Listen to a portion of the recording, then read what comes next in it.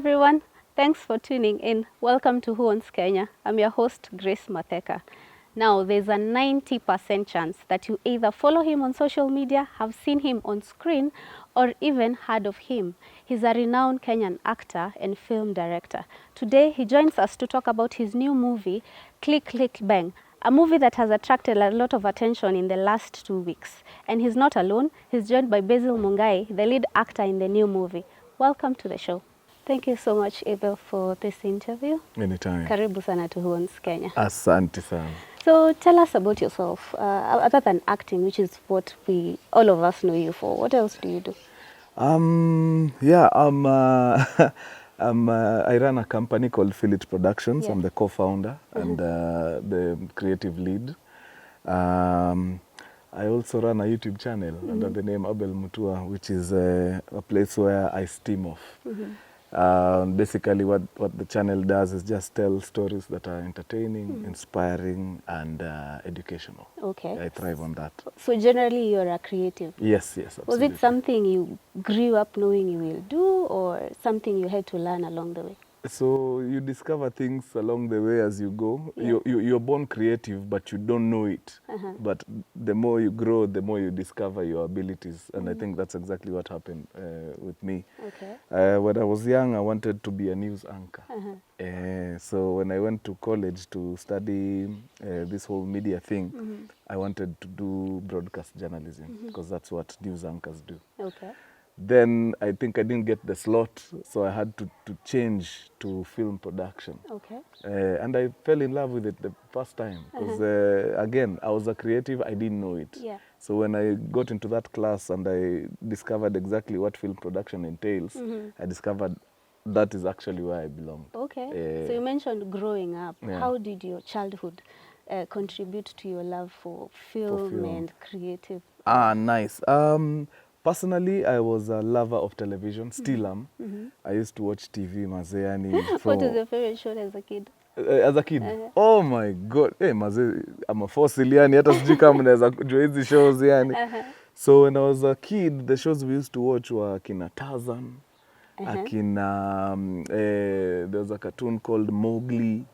We had, of course, the local shows. I was a big fan of, even before Tausi, there was a show called, it was an investigative detective series, Tahamaki. Tahamaki. That was a local show? Yes, Tahamaki was a local show, man, shot 1990? That was 90, must have been early 90s, 92, oh, really? 93 there, yeah. Okay. Yeah. So those were my shows, man. Then the Indians had their shows at 4 p.m. on Sundays, like in Mahabharat, Ramayan. Those were my shows. Man, I used to watch everything on telly. Wow. Like, I was so addicted to TV, I used to know the program lineup from Sunday, station opening, to Saturday, station what close station down. is this? KBC, yeah. Okay. So they used to print a programs guide on Sunday Nation. Okay. Nilikuwa nimekram Unakram. yote. So I used to be a source of entertainment when visitors come in. Jumadhe alikuwa ananiita na niuliza, "Aya, ambia hapa, Wednesday 7:30, Tausi." Wanafurahi. Mtu akisahau anauliza Abel. Bas, mimi nilikuwa gani their walking program guide. So here you are, umekosa slot ya kufanya journalism, so now you go ahead and do film. Correct. Now, how did you get into the acting? Because I remember seeing you on Tahidi High. How did it get to that point? So before everything else, actually, I used to be a very good drama student. Okay. I was in drama all the way from primary to college. So the very first thing I looked for when I was joining college is this media institution, does this media institution offer drama? And of course, KMC was top at the top when it came to drama. Yeah. So we started off as a drama club students at KMC. And we used to perform, as I remember first year, we went to shows in Mombasa, we scooped almost everything. Second year, ilikuwa mauano, I was best performing artist, best actor. So it is actually through the festivals when I was in second year that I was spotted by scouts from Citizen TV. Oh, yes, during the national schools and drama I mean, schools and colleges drama festivals So in it was Nyeri. purely by chance. Purely by chance. You didn't apply or No, anything? no. Them, they just came. They watched all the people who had qualified for the galas. Yeah. And we were picked, a good number of us, like okay. 10 people. And then? That's how we ended up on TV. That's how you started now on Tahidi High. Correct. As Freddy. As Freddy. What do you remember most about that show? Oh, Tahidi High was just the one, man. Oh my God. Yani, I don't think there'll ever be a generation of shows with such cultic following. Yeah. Hiyo iliisha. The people who were lucky enough ilikuwa the Citizen Productions and the KBC Productions before us. Yeah. And the Ridiculous is on NTV and KTN. I think Ridiculous was on NTV and KTN. Ridiculous enjoyed a good viewership. Yeah. Ah, man, I remember we were on both sides of the scale. On one hand, people loved us so much, yani we were everyone's darling. On the other hand, yani there were people who really hated us. Yeah. At this point, you were still in school?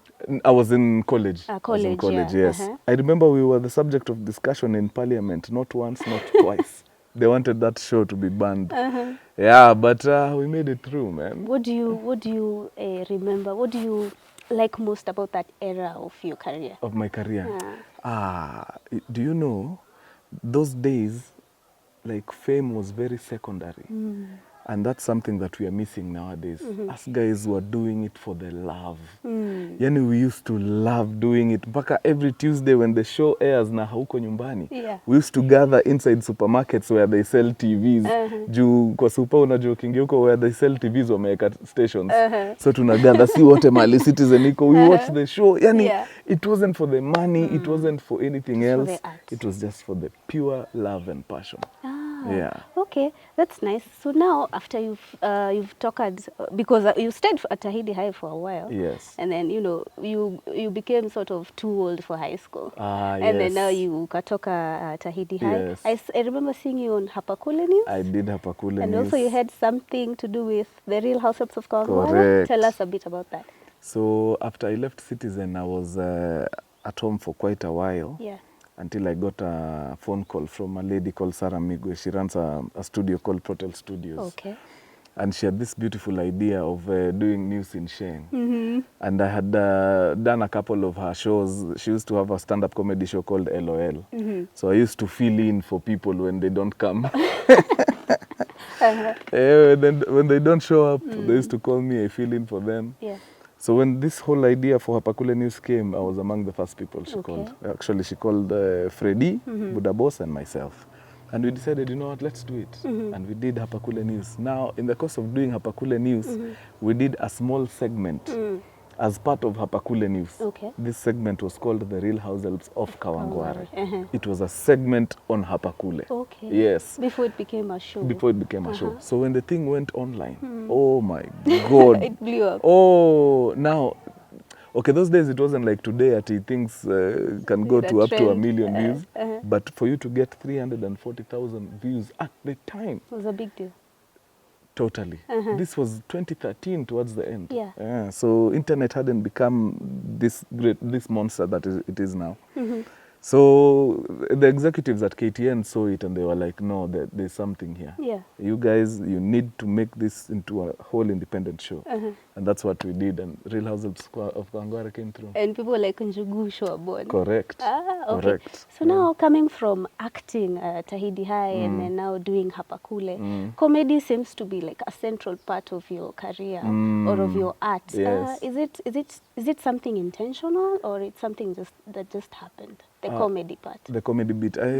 Since it's inborn, you know, some of these things, you're either born with them or you either have them or you don't. So I think comedy for me works a bit easy. So even when I'm tackling very hard issues, I usually find a way to lighten them up without necessarily trivializing the matter. Yeah. Without losing the seriousness. It's just to make it a bit palatable for people. Yeah. I don't want to be what are they called? A trigger. When you're going through some traumatic things and I want to talk to you about them, I don't want to put you in that space where you start feeling yeah. So that's why Mazee, a bit of humor goes a long way, because it makes the thing a bit palatable. It makes it a bit lighter too. Yeah. to Okay, ingest. so Abel, Yes. we are able, one of the best things about your career is we are able to see the growth Correct. since your times at Tahidi High, Citizen TV, when you were very young, Yeah. and now you've been able to grow, even come up with your own company. Yeah. How did you decide to build a company, and how is it doing now? So in 2005, when I was a first year student at KMC, I met this chap called Philip Karanja. And we clicked from day one. And among the things we used to discuss was the fact that productions in Kenya are big, I don't know, they're being done in a way that we feel could be improved. So even when we all joined Tahidi High, our goal was to one day, you know, what's the word? Our goal was to one day get a seat at the table. Actually, that's the phrase I was looking for. We needed to be there where production decisions are being made. Unfortunately, where we used to work, that couldn't happen. That's a whole conglomerate, man. Before they start listening to ideas from 20-year-olds, Yeah. tricky sana. So we decided, you know what, Tahidi High for us will just be a stepping stone. After Tahidi, we are definitely going into production. Yeah, because we needed to change a few things about how productions were being done. Okay. So, which is exactly what we did. After Tahidi High, we did the Real Hazards of Kawangware thing as a joint partnership Okay. with Protel Studios. Then, through Real Hazards of Kawangware, we were spotted by an executive at MultiChoice Kenya. Okay. Yes, which is the home for Maisha Magic. Yeah. And that's how we got the money to now start a production house. Okay. Yeah, because they commissioned us to do 2 shows. And yeah, the money was okay. So we got a few equipment here and there. Yeah. Although it's illegally inafaa kwa chini ya maji. Nafaa kwa chini ya maji. Mazee.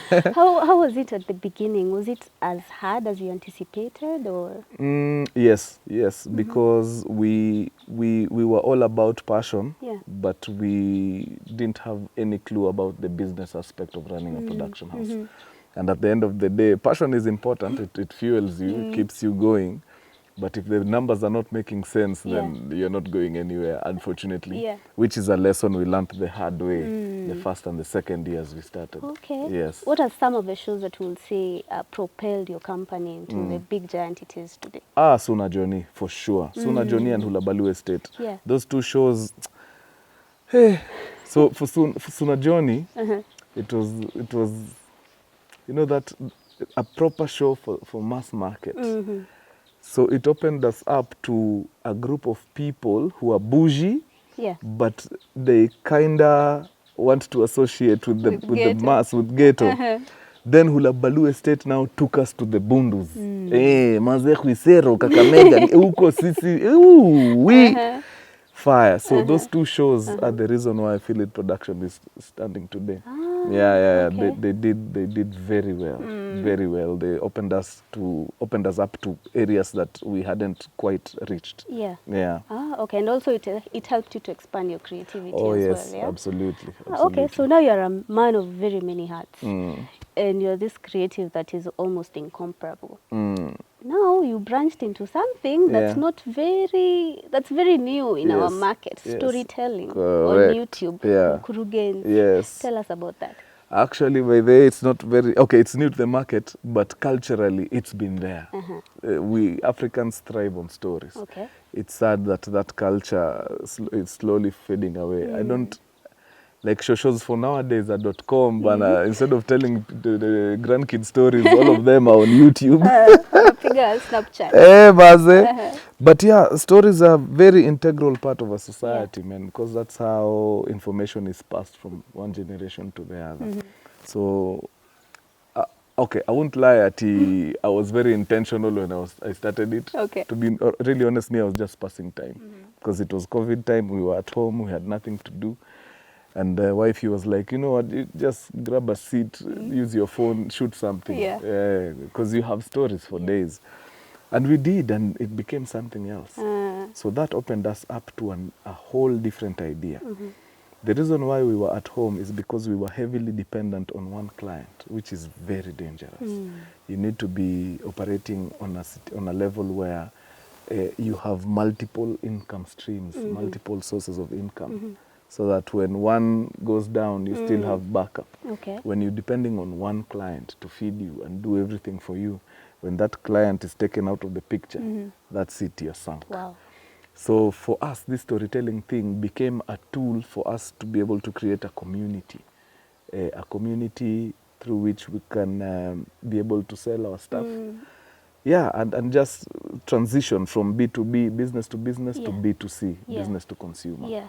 And if you look at the top companies in Kenya right now, 80% of them are B2C. Bidco, Safaricom, EABL, they are all selling to the They consumer deal directly to the consumer. So these stories, zinakwanga made up ama it's real life stories? True, they are real life stories. That's why I'm telling Kuna you. ushai make up? Nothing. Nothing. Zote zinakuanga true actual stories. Ni vile tu okay. siezi zingine za uchoma mpaka siezi taja. Lakini kuna venye unaongezanga tu hapo chumvi, Karoiko karoiko kidogo. Of hivi. course, as a storyteller lazima ukue na. Okay, so one of these stories actually, you have rebirthed it into a movie. Into a movie. Click, Click, Bang. Correct. Ebu tell us about that story. So Maze Click Click Bang is a story about a former schoolmate of mine. We went to primary school with. He was a talented footballer. True story. True story. Unfortunately, things didn't go very well for him. So the thing about ghetto is if one door if one door closes, you kick the other one by force. There's no window. And you take everything that you find inside. So this guy, Maze, decided this thing is not working, me, I'm going into crime. I don't think he even did like 3 missions. He was gunned down. Oh no. Like a very short stint Wow. for crime, extremely short. So I told that story on my YouTube channel and guys were like, Guy, Abeli, you know that story you're saying happened 13 years ago. The saddest bit is that it is still happening to date. Guys are very talented who go downtown, but things don't work out for them. Crime is the next resort. And we've buried so many of these young guys. So I think it would be prudent for you to make that story into a movie. Yeah. And just future-proof it. Let it be there because this thing is not going anywhere until we sort a few things as a nation. And that's how Click Click Bang came to life. Be, yes. So in your opinion, Abel, do you think it's the lack of an alternative for these guys in the ghetto? So now they choose crime? Or what do you think is the problem? Sometimes when you're not opened up, you know, when you're born in a situation and you're not open to other ideas of, you know, just moving out of the ghetto for a bit and just interacting with other people outside.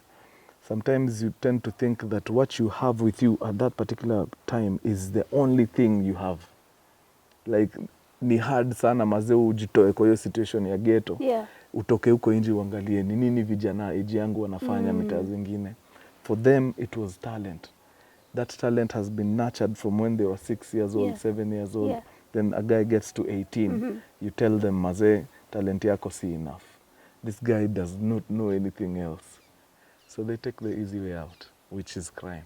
And the sad bit is that the people who have taken that avenue, they're the heroes in the ghettos.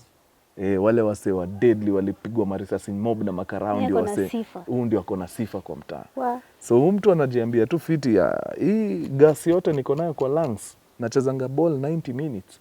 Nikikuibia pasa utanishika. Mi wacha niomoke na hiyo. Na wasika wa Abel unaweza washuaje? Maze, unfortunately crime never pays. You will make that money in a bit, lakini we jua tu njia ni mbili. Either tunakuzika ama unaingia pale ndani. Na zote ni loss, hujajisaidia. Okay. So I think the thing about ghetto na hii ni kitu hata pale mali nimetoka Kibich waga once in a while narudi and I tell them stop glorifying poverty because I think that's what happened. Si hapa tunakula ngori bana, unajua sasa ni mababi, wachana, si hapa ndio hakuna mtu alikuja kwa hii life kusafa man. Nani alisema mazee, maisha ni pupi. Pulaya maisha. Maze. So imagine, make it your MO, like toka hiyo ghetto. Toka, like ukienda uhustle, umefanya garbage collection, umepata pesa kidogo, chukua pesa yako, ingia mtaa ingine, enda tu interact na watu hapo tu, sikia tu vile wasona reason nini, tembea tao, uone life ingine. Mazee, sasa wewe utaoga na karai mpaka lini? Kweli. Ingia huko uongee na mtu, yuoga na instant shower, kuambie life inampelekaje. That way you become inspired. So hakuna excuse. Hakuna. Sasa sisi tulitoka ghetto. Yeah, in fact a good chunk of talented guys hapa nje. A good chunk of us tumetoka ghetto. Hapa kwa hii nani sasa hii, one of our main characters ni Jackie Vickers. Umemcheki? Yeah. Jackie Vickers ni demu wa Madiwa. Madiwa iko hizo side za karibu na Isich. Okay. Now angalia, ona gari yake ndio ile pale kubwa. The sana. biggest in the parking lot. It's very big. It's very very big. Maze. Yeah. So hakuna excuse. Mtu afanye juu chini atoke kwa situation yenye yako. Okay. So sasa hii movie Click Bang imekuwa na receivership poa sana, especially YouTube. Watu walienda launch and I hear it was sold out. Na wanasema vitu poa sana about this movie. Tukitaka kuwatch tunafanya. Oh, very nice. Beautiful. So 2 ways you can go about it. Number 1, wale watu wanataka kuenjoy the cinema experience. Yes. We will be at Junction and Garden City on Friday and Saturday, 29th and 30th at 7 p.m. Our friends in Mombasa will be at Nyali Cinemax Friday and Saturday at 6 p.m. Okay. So ukienda tu kwa page yangu utacheki payment details hapo. But for those people who cannot make it to those the various cinema halls, you can get it online at www.philittv.com. Mwana yenyewe mna deal direct na consumer. Hapo. Wapatia hadi link. Chukua link yako, enjoy it from the comfort of your living room. Bas, vile inafaa. Hi Basil. Hey Grace. How are you? I'm good, how are you? I'm very good. Kindly introduce yourself and what you do. And what I do? My name is Basil Mungai, an actor, a young Kenyan actor, yes. You said young. Young. How young are you? I'm really young. Sema miaka. How young or how old I'm just 22. 22? 22, yeah. Okay. You student, still in school? Not in school. Well, I was in school, but before this show, I had a telenovela I was in called Kina, which was a really long-term series, so I wasn't able to balance between both of them. So I had to defer for quite some time. So you're still not yet done in school? Still not yet done. So you're an actor, yeah? Yes. When did you start acting? I feel like acting, I probably started in primary. That's when my teachers noticed there's something that this boy can do, that is way back in stage. Then after stage, I transitioned to set books. I've done set books. Then after set books, I was graced to have that growth into screen. That's when I joined the telenovela Kina. Okay. Then immediately after Kina, kapigwa simu, yo, we want you in Click Bang. So yeah. Okay. So it happened purely by chance, or it's something you always wanted to pursue? It's something I always wanted to pursue. Yeah. And you're blessed enough to have the opportunities. Yes, extremely blessed. Okay. So tell us about Click Bang. You play Kevin, the main character. Yes. Tell us about your character. Kevin Kwanza. Kevin is a ghetto boy. So Click Bang is a Kenyan story. It's a story about Kevin. Kevin is a really talented football player. Yeah. Born and raised in the ghetto. He has been practicing ball. All his hopes were in football. But because of corruption, he wasn't able to get that transition from local football to Europe. Something that he really wanted to do anyway. So as a result of that frustration, he ended up joining his friend Kasisi, who is the ghetto king. Kasisi. So Kasisi helps him transition into crime. And they do all gangster activities you can imagine. They've stolen from people, they've done all sorts of things. Then in the end, staki koribia tu. When do I watch? So how was it playing this character for you? It was, just to sum it all up, it was tough, it was intense, it was just crazy. Tough, why? Tough because the script is written in pure Sheng. Something that Philip is very established and known to do. Yeah. So personally, Sheng mi wasiongea sana, si patwa na mi upiga kila siku. So that was a challenge. Being at home, trying to understand what you're saying, trying to deliver the lines as they should be. Kwa sababu unajua ukiongea Kizungu, ukiongea Kiswahili, it's completely different from speaking in Sheng, because Sheng comes with a attitude fulani. Yeah. That was the reason why it was tough. Second reason why it was tough, it's my first lead role. Being my first lead role means you're every day on set. You're in most scenes, so all that exhaustion. You have a limited time of days to shoot. We only shot for 29 days. Okay. It was also tough because, hey, this show is just full of superstars, bana. Kama kijana ujekuwa kwa industry, lazima you'll feel that pressure, bana. You have to deliver. Yeah. So yeah, that's why it was tough. Okay. Are there any lessons you learned from this character, Kevin, personally? Yes, yes, so much actually. But my takeaway from Click Click Bang was you, as an actor, you just keep growing. I have learned so much from the director Phil, also Smalls. You feel like a new student every time ukiwa kwa set now. You not only learn how to improve your craft, you learn different ways of doing things. Yeah. I've learned to appreciate life, maze. Hey, my life is good. I now believe that there's no life better than yours. And I feel like it's something that most people take for granted. Kwa sababu unaona mtu mwingine, you're like, I'd like to have that life. But trust me, there's no life better than yours. Appreciate your life for what it is. Motivate yourself. Stick to your lane. Never give up, especially. Most people need to embrace, young people need to embrace the fact that never give up. Just stick to your lane, keep pushing, just keep knocking on that door. Trust me, itafunguka. Yeah. Ebu, give me your best moments shooting this movie. Your top two. Your top two scenes. Top two scenes. Top three, actually. Top three scenes. I'd say first day of shooting was one of my best because I was so starstruck. My first scene to shoot na Jackie Vike. Ooh. I've never met Jackie Vike before, but I'm such a fan. So being on the same scene, maze, you've never had dialogue offset, alafu umeletewa Jackie, haya, tufanyie shughuli imetuleta hapa. It was such a beautiful moment. I was so overwhelmed. That was one of my best scenes. My second best scene was with Kasisi as well, when he was, rather, akin taribu story. Taribu story akiwa live, but it was a fight scene. It was a quarrel scene. I loved it so much because it felt so real. Yeah. I've never really embraced my angry side. So having that on set, it was such a good thing for me. Like, I felt so relieved, maze. Your anger that has been building up personally, getting to relieve it, or rather release it on set as a different person. It was, I loved it so much. Last best scene, I wouldn't call it best. I'd call it as a moment while you're on set, was my last scene. Nikiwa pale on my knees. If I'm on my knees, you know what happens after that. Yeah, that was a very deep scene for me. Yeah. What do you hope the youth, especially when they watch this movie, what lessons do you hope the movie will instill in the youth? Because it's focusing on a story about someone who had all these hopes and dreams, but the ending was very sad, and it's because of the choices this person decided to take.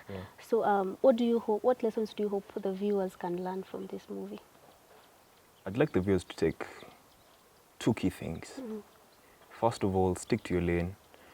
If you believe in yourself to grow in a certain industry, just keep knocking on that door. Imagine us to give up, because it's when you shift to something else that you lose yourself. Sabu, you haven't set your mind to what exactly you want. So any road will take you to any destination, because you're not really committed to a specific industry or a path that you've chosen to. So stick to your lane. If your people around you tell you, by the way, we've noticed you have something in you. You can play football, you can sing, you can write, you can, do so much. Take it as motivation. If you can't motivate yourself with the people around you. So stick to your lane.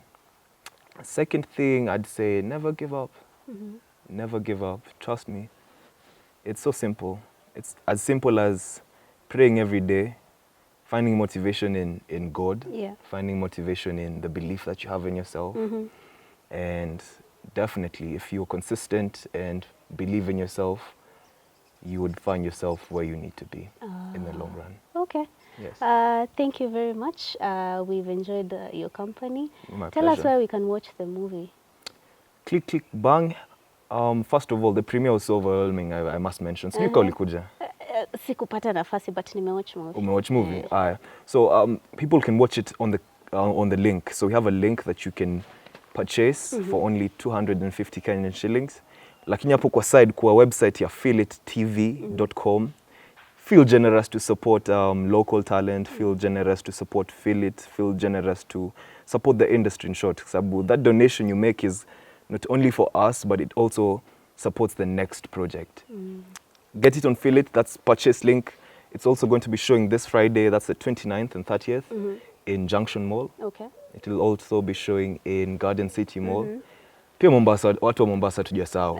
So it will also be showing same dates, 29th and 30th in Nyali Cinemax. Okay. Yes. So last but not least, najua tutaulizwa maswali. Ambia watu mahali watakupata kwa social media. Social media zangu pale, I'm mostly on Instagram. Okay. So on Instagram, find me at Basil_Mungai. Basil isiwe tatanisho sana. It's a B-A-S-I-L. Basil_Mungai. Yeah. Na uko na mtu? Swali nyomuuliza. Mimi ninauliza, unajua tunaweza kuwa tunataka kucast watu wako single. Kweli? Kama nikukast watu single, umeuma nje. Tukucast tu. Hapo mtakuwa umeuma nje, lakini tunaweza ongea. Tunaweza ongea. Sawa, asante sana. Thank you Nashukuru. for gracing our show. My Wish you pleasure. all the best. Thank you. May you soar, may you make a name of yourself. Thank you. And may you succeed in everything that you I do. receive your blessings. Asante sana. Nashukuru. Karibu. Thank you.